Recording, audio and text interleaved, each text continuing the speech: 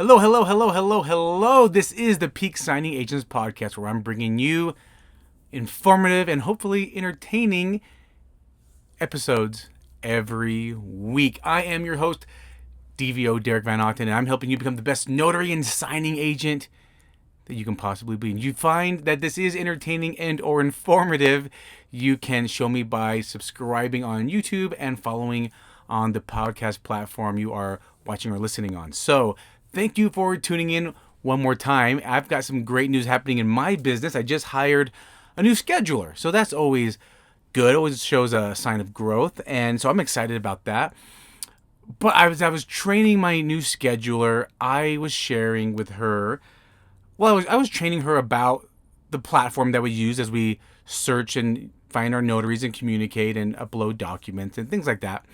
I was sharing with her how we search for notaries, and I was sharing with her what we look for.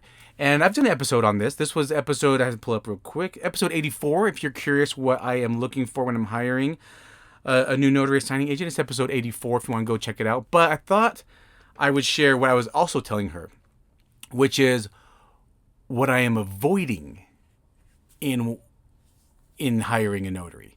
What do I avoid? And I thought I should be fully transparent and share that with you too. Now, I will say that what I am looking for and what I am avoiding do run parallel sometimes, but let's talk about it.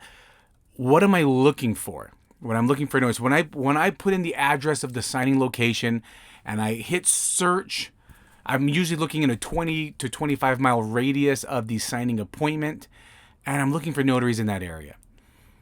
Now, me personally, as a signing service, I do not do the text blast, where when I say that, I'm not saying I just start sending text messages, because if I did that, if I just hit start searching it through text messages, it will just send a text to a few notaries every few seconds until someone responds. And I can have it programmed to where if somebody responds, the first person to respond gets the job, or I just get notified when a notary does accept it, and I can look at their profile and decide who to assign from there. I actually don't do that. I like to pre-vet the notaries that we hire. And I'll share with you why and what it is that I am trying to avoid. So as I was training my new scheduler, what I am avoiding, I'm going to say the first thing here, and this might offend some of you, especially if you are new, and I don't mean to do that, but I will tell you my reasonings for it, and that is experience. I do not want to hire anyone with zero or very minimal experience. Now, I'm not saying I haven't and that I won't. I'm just saying I try to avoid it. And that's what this episode is what I am avoiding when I am trying to hire a signing agent. And I am trying to avoid someone with very minimal experience. But let me tell you why. My clients are accustomed to a certain type of service. In fact, they're accustomed to peak signing service because I am their notary or signing service. They're expecting that from me. And when I don't provide that, they're not thinking about the notary in the middle of nowhere that they've never heard of or met. They're not thinking about that notary. Every complaint or every negative thing looks upon the signing service, me and my team. And so that's not good, right? Because my reputation is purely a big part of my business success is my reputation. My reputation as a signing agent myself, where I will bring back flawless documents to my clients, but also that I am hiring peak signing agents to do the job for my clients. That's what they're accustomed to. That's what they expect. That's what the service they are paying for. They're paying for that type of service. And I want to bring that every time. So that's why I want to hire someone with experience. And when I'm looking at the profile, I will admit, and I do know this, and I do train my scheduler in this, but this is purely based on their experience in that platform. If you went to my profile in the platform, it will show on that platform, it is shown in the last 12 months I have maybe done 2 closings. And those 2 closings from that platform were just for 2 of my signing service friends. but I do thousands of closings a year. I'm the person you want to hire. That's my attitude about it. I am the one you want to hire. But if you look at my profile, I understand it shows that I have not a lot of experience. So I do take that with a grain of salt. We do, like I said, pre-vet them, and we do look at their profiles to say, oh, this person's been a notary for a while. All right, they probably do have some experience. But when we're first initially looking, and this may be a populated area, I am trying to avoid someone with very minimal experience, especially someone with zero, because zero experience also shows they haven't even been on that profile or on that platform for a while, and they might not even know how to work it. Hey, where do I find their phone number? Where do I find their names? Where do I find the address? How do I upload documents? How do I download the documents? I just don't have time for hand holding. And the times that I have hired someone with zero or very minimal experience is because it's more of we were in a pinch, no one else was available, it's maybe last minute or a rural area, and we had to hand hold. And they ended up doing a very fantastic job because we were hand holding. We had to walk them through the documents. I literally have sat there over the phone with the notary and said, let's go through this page by page before you get to the appointment. This is how I explain this page. And you make sure they sign and date it. And they're taking notes, but it's just very time consuming. So that is why I try to avoid it. I'm not saying I don't do it. I'm just saying I try to avoid it. And maybe you're thinking, well, how am I supposed to get jobs, DVO, if no one will hire me because I have zero experience? I've talked about this on other episodes, but I will say this. It helps if you've taken some type of training course, the NNA, the loan signing system. I think it helps. If you want to take a course, go to the links in the description here. That I do have an affiliate link with the loan signing system. That is a great course, the course I recommend. But if you've taken a course that shows, right, it shows that you've taken some initiative, but you call. Anytime you get a notification, you call them. Let them know you want the job. Let them know you have training and that you're willing to do it and that you'll do a great job for them. You'll keep them informed throughout the process when you've downloaded documents.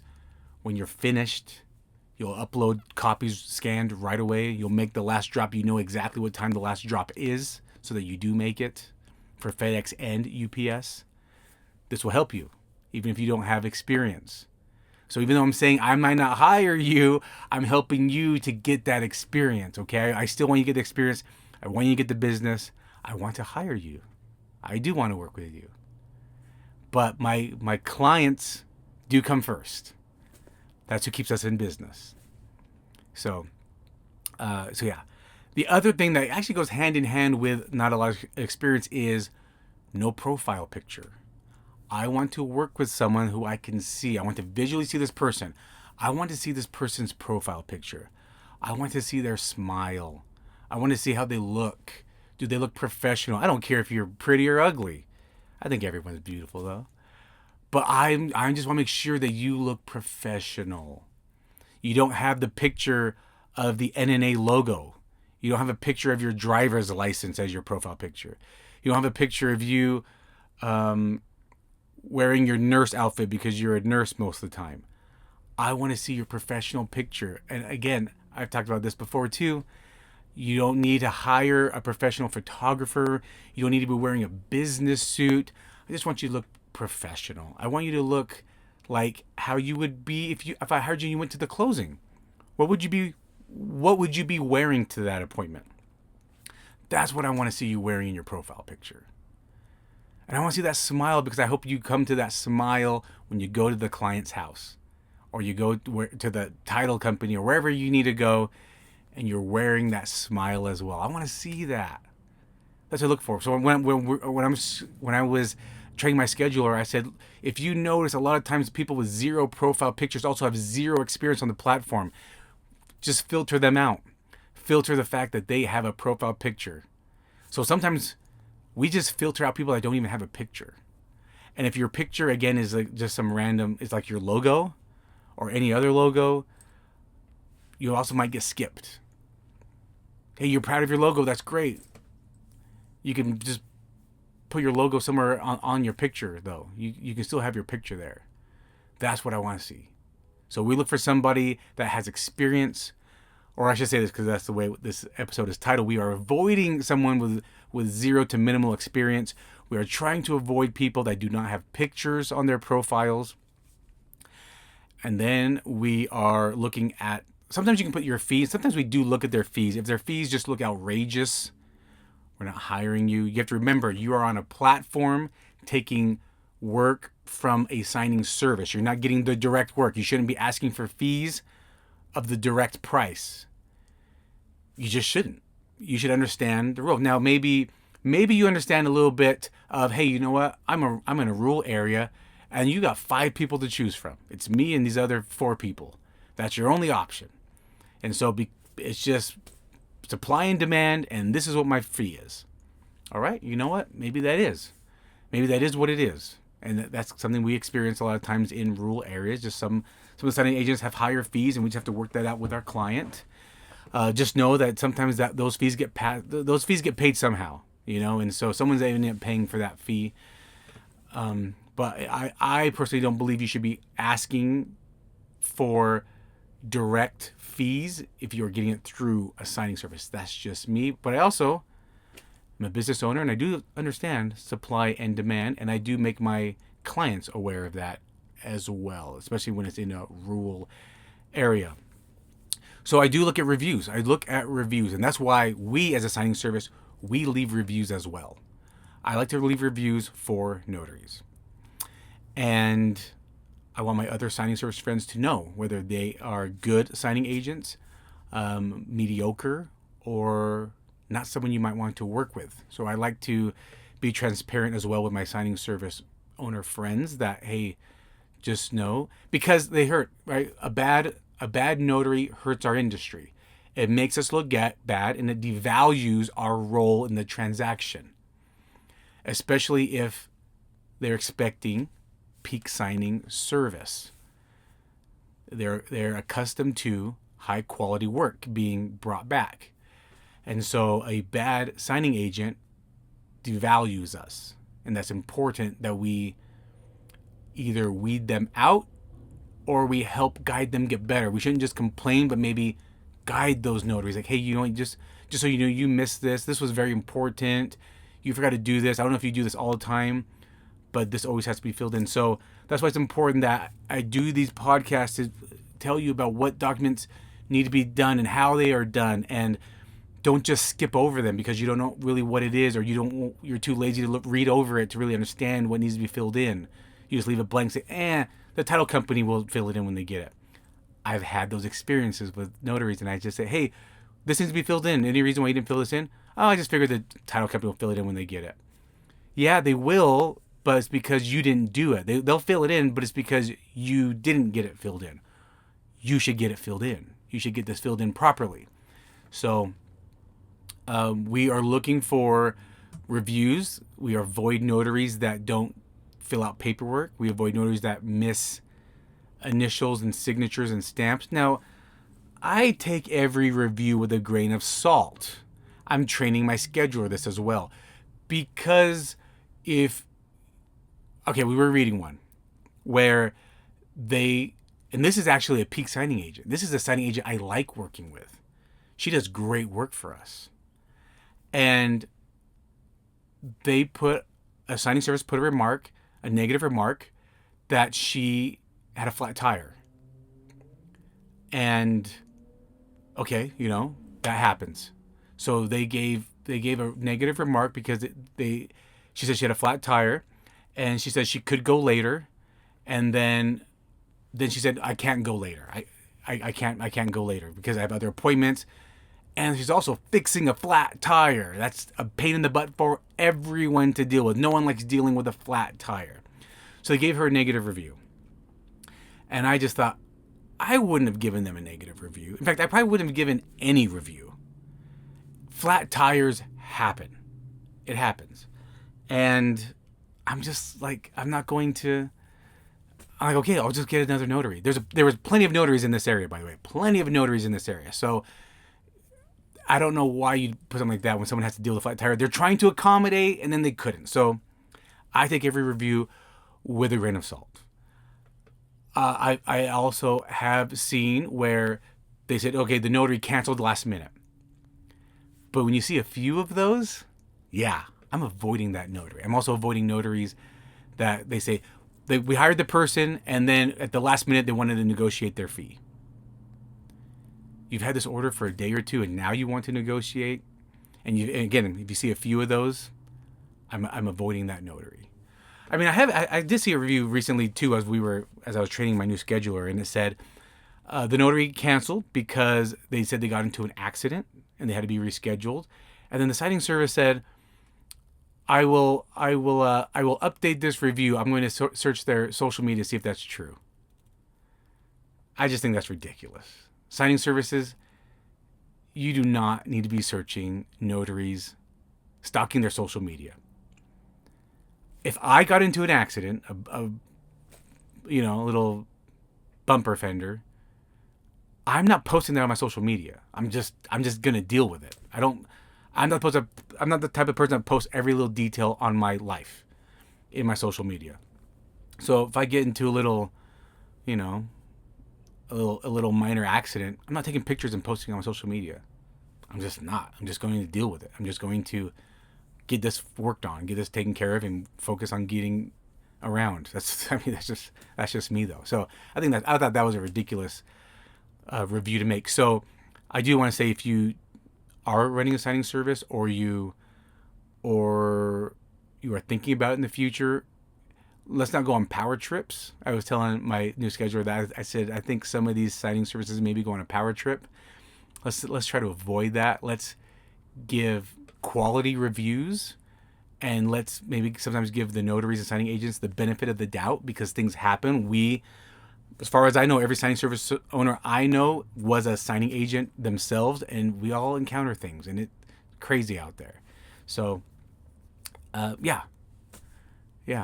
So that's just my 2 cents about it. But I am avoiding notaries when I look at the reviews that they cancel a lot. They miss a lot of things. They are not cooperative. They don't communicate that it's done, that they received the instructions. They just don't respond that it was completed, that when they'll have scans ready, just really poor communication. I am avoiding those notaries. Haggling prices, especially at the last minute, because now you feel like you got the signing service in a pinch because you've already contacted the signers, you've contacted them, you've made communication with them, you've confirmed, you've said you'll do it, you have the documents now, so you already have all their personal information, and now at the last minute, now you want to start negotiating the price. Yeah, I'm not going to work with those notaries either. I understand these type of things do happen, where maybe you're like, hey, you told me this was going to be, a one loan, one borrower purchase, and now I see there's two people buying. It's a first and second mortgage, and there's a lot more extra pages, and we're looking over 200 pages now, and this is going to take a lot more time. This is not what you told me. Now I understand that. I understand that. But just a lot, when you see it a lot in a notary or signing agent's reviews, that they cancel last minute, they haggle the prices, their prices are outrageous. These are notaries I'm going to avoid. They don't communicate well. They don't update when they'll have scans. They don't have scans uploaded in a timely manner. They're not willing to fix mistakes. They're argumentative. They're rude. Yeah, we're going to avoid those signing agents. And if you are a signing service owner, you should put reviews in. You should make sure they're legit. Make sure you make sure you're not going on a power trip, but make sure that this is really the scenario. I had a notary one time cancel. I mean, it was a last minute cancellation, and they said, "Hey, I had a family emergency, and I need to be removed. I'm sorry." And it was last minute. It was the morning of an early appointment, so I'm like, I'm really in a pinch here. So I just said, "Okay, I'll do that." I said, "Let me know if there's anything I can do to help, because we do put a review of every notary that works with us." And she's like, "Yeah, I understand. I'm so sorry." It was a really legitimate reason. Now, when she first mentioned it just kind of seemed like very nonchalant. But hey, when you're dealing sometimes in emergency, you just have to let people know and get back to what you're doing. And she communicated with me. I said, well, I'm really sorry what your daughter is going through, and I really hope she'll be okay. And I really believe that notary. So I think we should give notaries the benefit of the doubt. In fact, one of my signing service owner friends, we were in a group chat, and there a situation came up where the notary had documents for like a day or two, and one of my signing service owner friends said, in fact, I'll have her on one day, and she said, I like to give the notaries the benefit of the doubt, and I do want to make sure they're okay, and hopefully they didn't get into a car accident. And that's kind of where my mind goes to. I'm like, I hope they're okay. I hope everything's going okay. I don't automatically go to why are they not there? What's going on? What's the delay? Why is this notary not doing a good job? But I do think of, I hope everything's okay. So anyway, I just want to share that with you, what I am avoiding. And I'm sure there's some other things, but these are just some things that came to mind as I was training my new scheduler. And if you're a signing service, feel free to go to the comments of YouTube and also maybe mention what you try to avoid. This episode is more of what I'm trying to avoid, not what I'm looking for. That's episode 84. If you want to comment there, feel free. But this episode, it's more of what I'm trying to avoid. So I hope that is beneficial, because I hope you do the opposite of what I am saying on this episode, so that you are marked preferred, that you are a peak signing agent, and then you win big for you and your family, because that's what I want for you. So keep being awesome. And guess what? I'll see you next week on a new episode. Take care.